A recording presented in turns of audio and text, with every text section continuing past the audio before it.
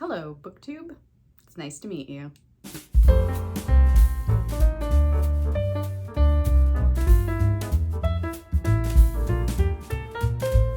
I am finally doing the Bookstagram Newbie tag. This is interesting because I actually didn't know it existed. On a recent comment on one of my videos, Michael Feeney, shout out, thank you so much for commenting this. He said, "Forgive me if I missed it, but have you done the Booktube Newbie tag? I believe a lot of people search that tag just to find new people." Thank you, thank you, thank you. I didn't know that. I never come across any of these videos. I had no idea there was a Booktube Newbie tag, and so I started searching for it and I started watching Booktube Newbie videos, and I was like, oh, this is how new booktubers kind of introduce themselves to the community and, you know, have a chance to meet people and get people interested in their new channels. I had no idea. I don't know how long I have been making videos now, but it's been a while.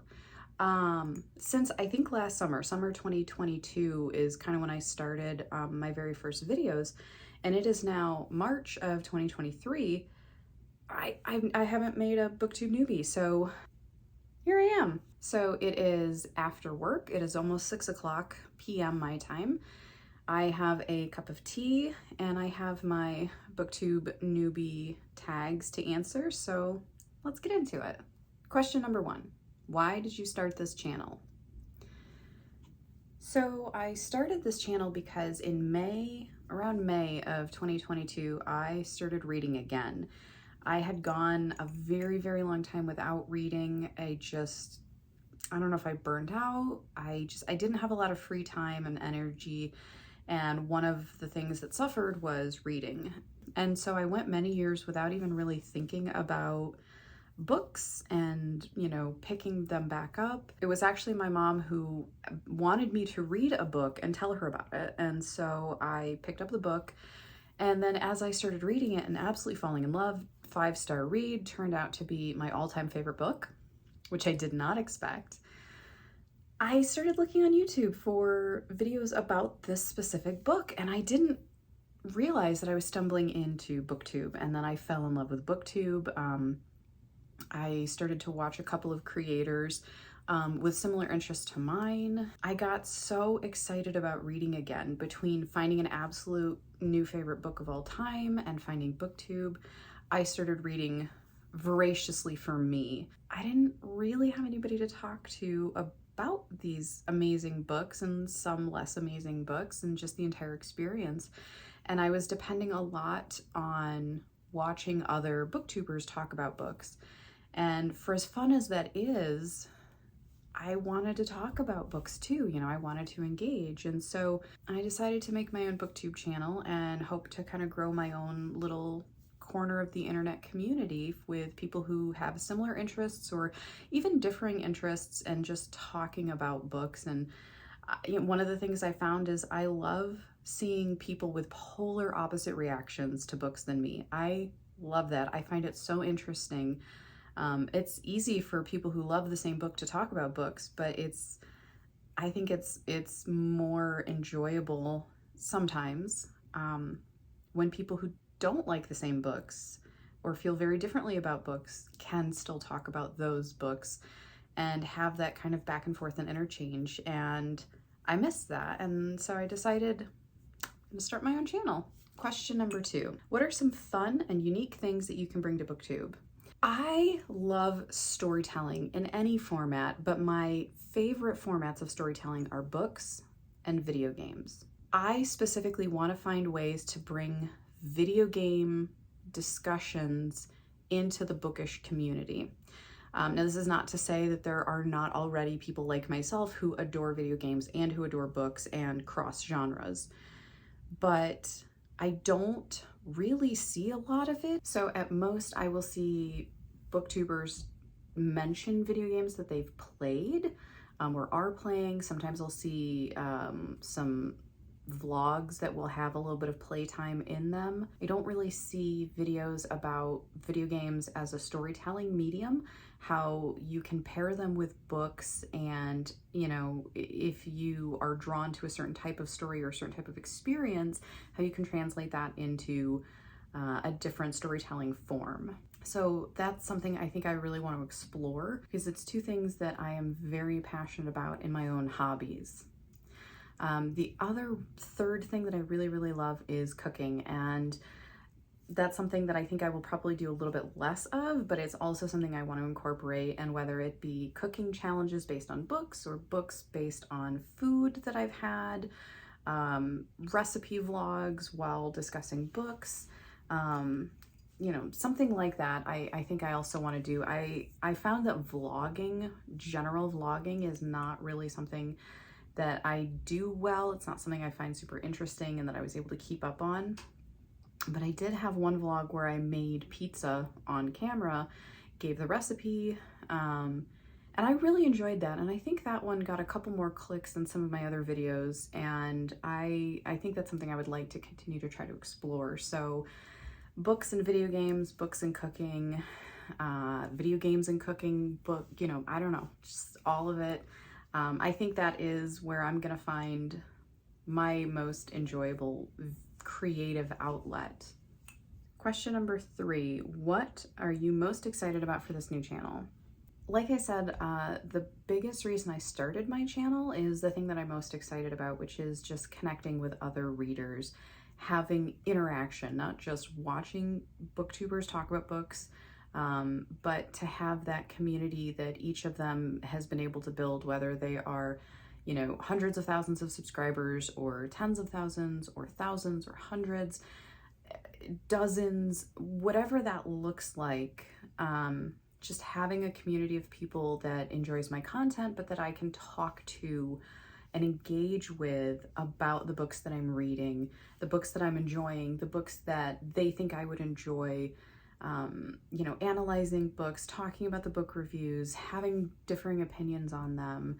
I think that is the biggest thing that I'm excited about. And eventually I would love to be able to connect with a couple of booktubers as well, to just have one-on-one conversations about, you know, some of these favorite books and their experiences as content creators. I just would love to have a place to connect with people about that. Question number 4, I think. Why do you love reading? I love existing in another world. It's the same reason I love video games. You become another person, you inhabit another person, you inhabit a world, you can be in another person's head, you can be in another dimension, another time, you can go anywhere, see anything, experience anything through books. And I love to see how people live and experience those different things, their daily lives, the mundane aspects, along with the, you know, adventure aspects. And I like to see things from a different perspective than mine, which is a modern day United States Western culture. I want to see and explore and experience other things outside my own experience. And I think books is one of the absolute best ways to do that. Question 5, what book or series got you into reading? I would be surprised if there is anybody out there who remembers this. The book that got me into reading was Serendipity, the children's book series by Stephen Cosgrove. This is the first book I ever remember reading. My mom, when I would pick this book for her to read to me, because that's how little of a children's book this is, she used to sing-song it for me, and, you know, she'd be like, okay, what book do you want to read? And I want to read Serendipity. And she would go, okay, go get me the Serendipity book.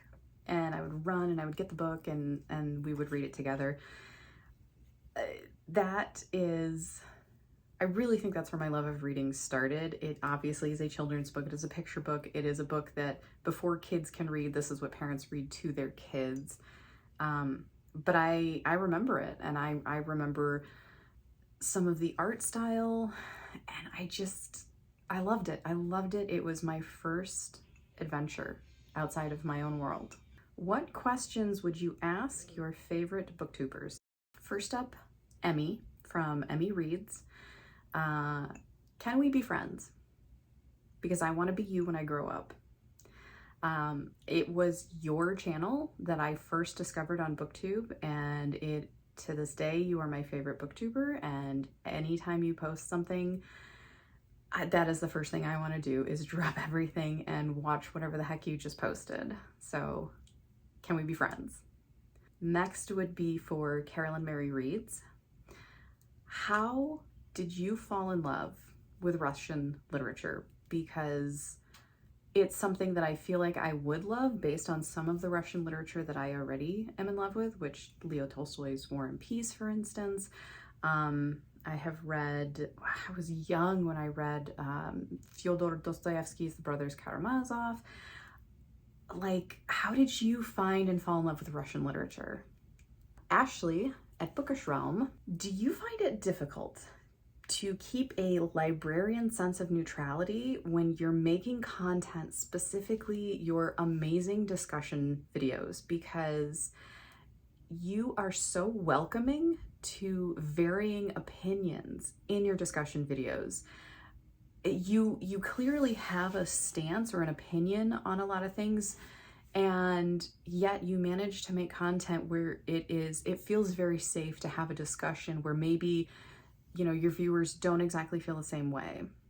Do you find it difficult to find that balance of neutrality in that kind of librarian headspace for your profession and then kind of bleeding into your content? I'm very curious about that.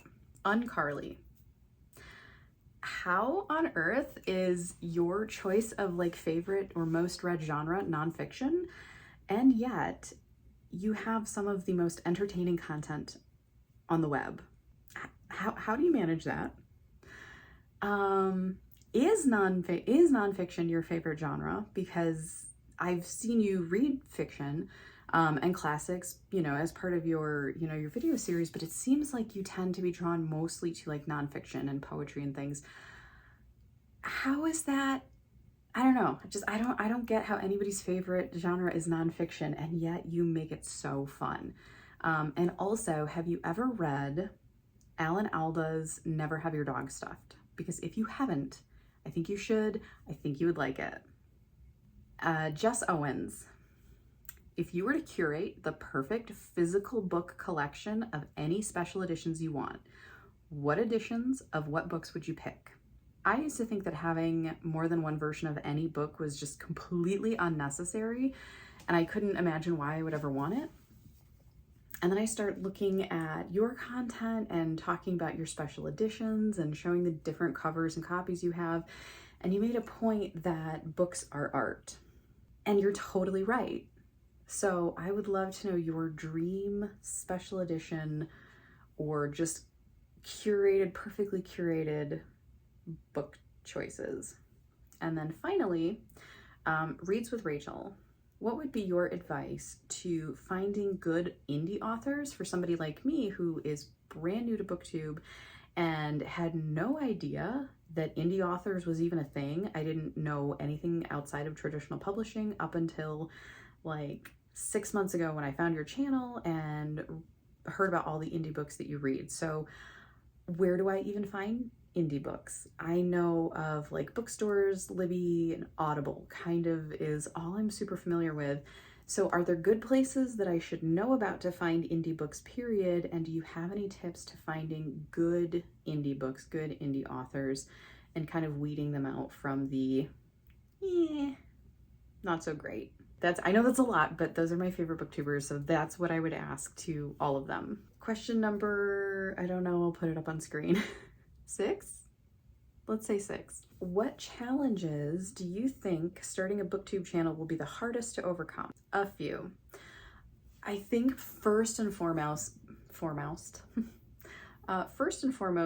finding the time, the mental energy, enough brain cells to rub together to keep reading, to keep coming up with ideas for content, to keep executing, filming, editing, and posting the videos.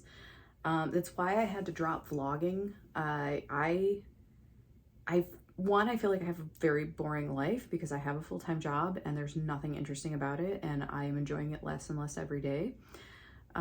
So that doesn't leave a lot to vlog about because most of my time in my life is either sleeping or working.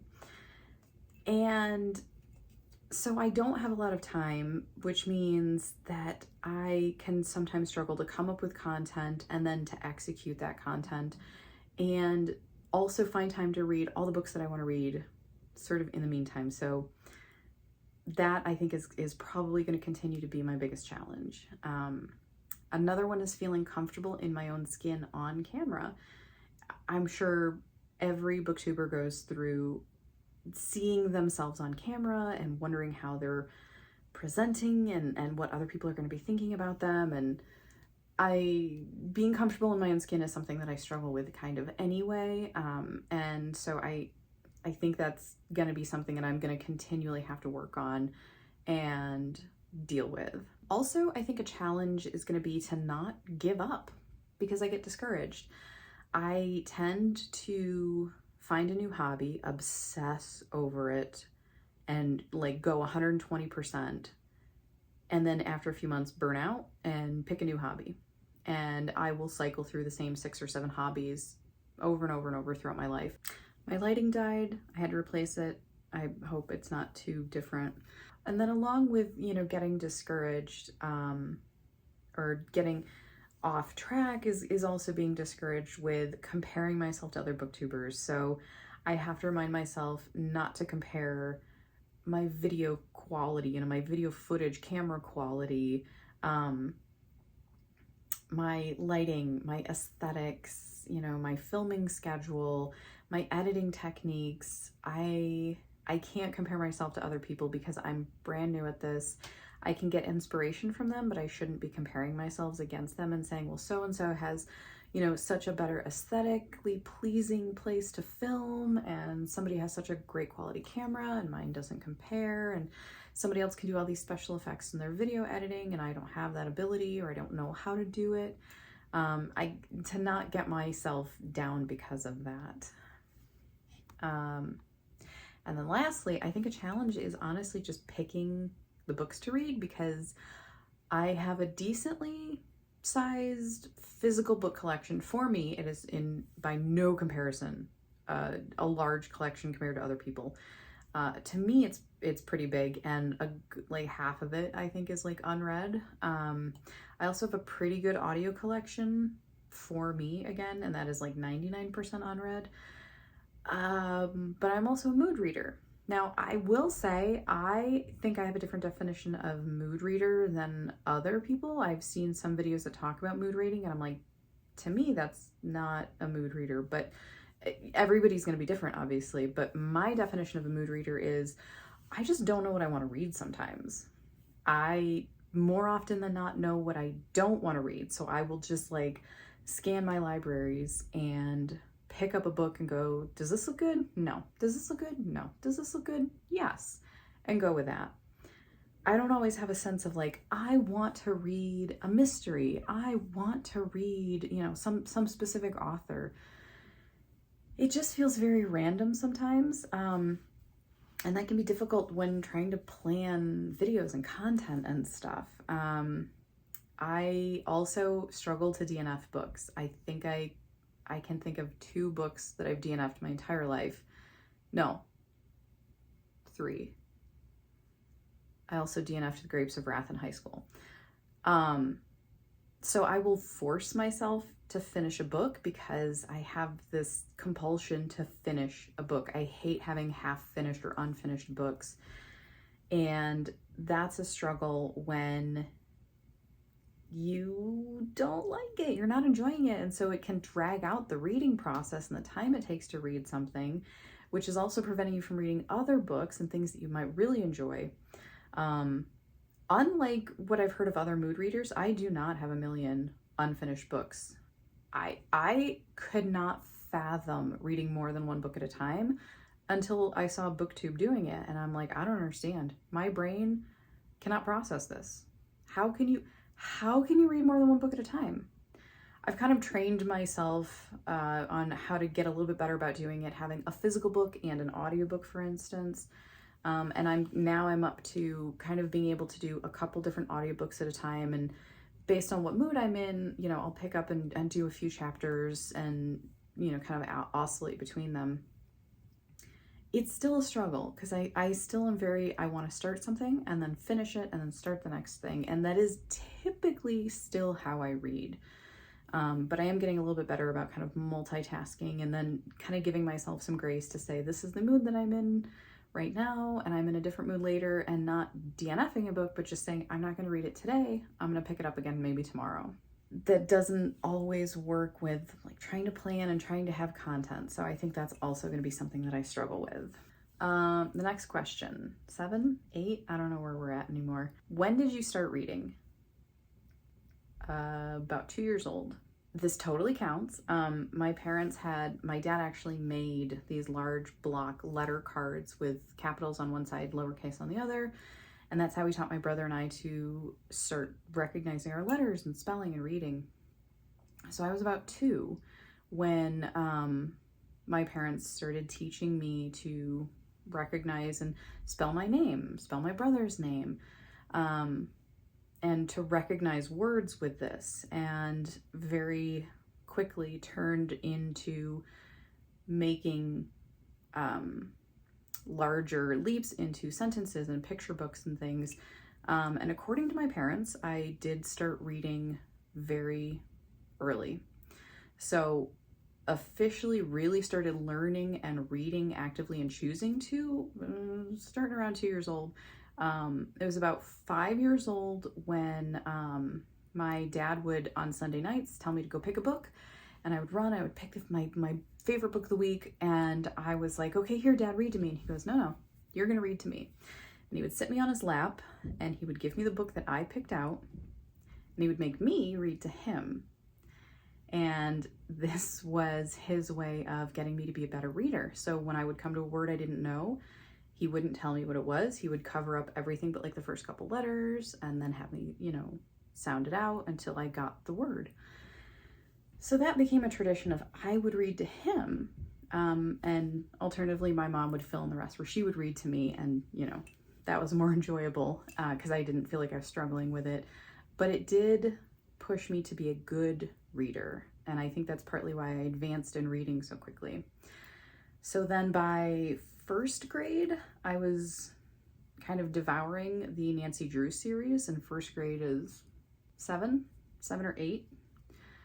So I was devouring Nancy Drew at that point. By 10, I was reading adapted versions of classics like Moby Dick. By 11, I was in an advanced study Shakespeare class that I would go to once a week for the entire afternoon. And so I was reading Shakespeare by about 11. So I loved reading from the start, and I loved classic literature from very, very early on. Where do you read? If it is a physical book, I read mostly in bed. That's kind of my personal space. And I'm also super easily distracted because I have the attention span of a gerbil. So it's one of my only quiet places that I can really read and concentrate and focus. Sometimes I will read at my home office desk, which you can see behind me. I hope it's not behind you, that'd be really weird. If it's audiobooks, I will mostly tend to listen to those in the car on my way to and from work. But since I do work remote, right now a third of the time, possibly increasing, I don't know. I will also sometimes listen to audiobooks at my home office desk. I do not like listening to audiobooks while I'm at my office because there's just so many other distractions. I just don't like doing it. And then I also will listen to audiobooks while I'm in bed playing video games. That's where I do most of my gaming, even though I do have a TV set up here for gaming. I play most of my games in bed. There's a snowstorm outside, and it is getting interesting. So yeah, I will try to pair an audiobook with a video game sometimes, and like right now I'm listening to Charles Dickens' David Copperfield and playing Breath of the Wild for like the 4th time. I think this is 10. What kind of books do you like to read? My favorite genre is classic literature. I don't know why. I don't know how that came about. It just is. I also really like mysteries, specifically like Arthur Conan Doyle, Agatha Christie. I really love Keigo Higashino. I like historical fiction. I like retellings, Greek mythology, fairy tales, those kinds of things, provided they're done well, obviously. I used to be super, super into sci-fi, mostly Star Wars. I had so many Star Wars books. And I do want to get it back into sci-fi. I dabble a little bit in nonfiction, not a ton, but I would like to be reading a little bit more. I want books that will teach me something, that will let me experience something new, see something in a new way, or let me analyze something in deep and like pull things out of it. I think that's partly why I like classic literature so much. I feel like there's so much to dig for and extract from it. And then this one I have seen sometimes done, sometimes not. What does your book collection look like? It looks like that. No, mostly classics, obviously. But it is also just pretty random and eclectic. I have bought and read books just because they had a really cool cover. I had no idea what the synopsis was. I have recognized the name of a classic author and I have no idea what the book's about, but I have this thing where I've always wanted to, by the time I die, be able to say I've read a book from every classic author I could get my hands on, just to say I've read this author. So I see an author and I'm like, I haven't read that one, grab it, put it on my shelf. I also really, really love Asian literature, preferably by Asian authors, but also just books set in Asia. I have a pretty good section of my bookshelf with what I would consider Asian literature. I don't organize my books in any particular visual way. I tend to see bookshelves organized like that on Booktubers channels where they're like colored organized. I think it's really cool. Most of my books, especially being classics, are very dark and dull. It would be like the least visually interesting book collection ever, I think. But also I am more of a functional person. So I either want my books organized by alphabet or by, by title, by author. I tend to most of the time though do by type, whatever that type is going to be in my brain at the time that I'm organizing my bookshelf. So like right now, my bookshelf in my bedroom is all of the books I've read and all of the books in here on a recent video I made, organizing these into bookshelves. These are all my unreads. I have like all of my classic literature I try to keep together, and then all of my Asian literature I try to keep together, and read versus unread sections. So it's more functional than it is aesthetically pleasing, because that's what makes my brain happy. I do have some totals. I did do some counting. So audiobooks, I have no idea. Mostly they're going to be more modern books, things that I've seen on Booktube, or I found just doom scrolling. My physical books though, I have 165. I have read 104 of them, which shocked me, to be perfectly honest. I have 78 classics. I have 33 Asian literature, and I have 22 nonfiction. And the rest are just like random. I don't have the breakdowns on read versus unread classics and all that stuff. I would guess on classics, probably a 50-50 split of read versus not read. So that's what my bookshelves look like. And with that, I guess that's the last question. So that's the end of this video. I really actually enjoyed this. I thought I was going to be a lot more nervous doing an interview style without having anybody to talk to, but I actually found this to be quite fun. So I hope this gives you an introduction into me, my reading styles, what I'm looking to bring to my channel and to the Booktube community as a whole. And I hope I get to meet you. I hope I get to engage with you as part of the Booktube community. I'm super excited to be here. I'm hoping to grow this channel and maybe possibly make it a full-time job one day, because it is a passion that had kind of died off for a little bit, but is back with a vengeance. And I truly hope I never lose it again, because I didn't realize how empty I felt without books in my life. So I hope you have a wonderful evening, and I hope to see you around. Bye.